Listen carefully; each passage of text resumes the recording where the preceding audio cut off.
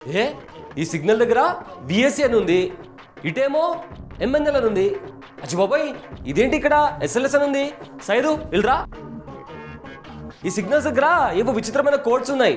ఈ సిగ్నల్స్ ఏమైనా పాడైపోయాయా? బాబాయ్, విఏసి అంటే వెహికల్ యాక్చువేటెడ్ కంట్రోల్. ఇది ఒక smart mode.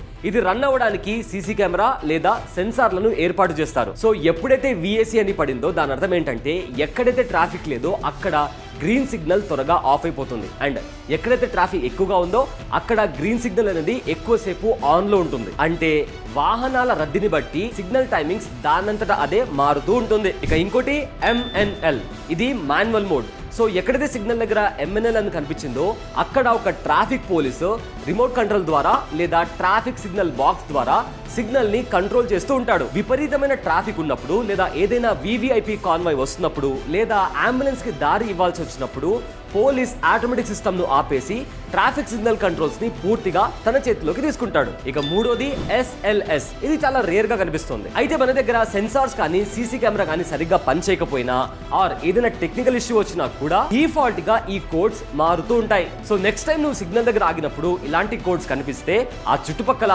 Traffic signal box దగ్గర పోలీస్ ఉన్నాడో లేదో ఒకసారి చెక్ చేయి. ఇదేదో బాగుందే, ఆగు, ఇప్పుడే ఇన్ఫర్మేషన్ ని అందరికి షేర్ చేస్తా.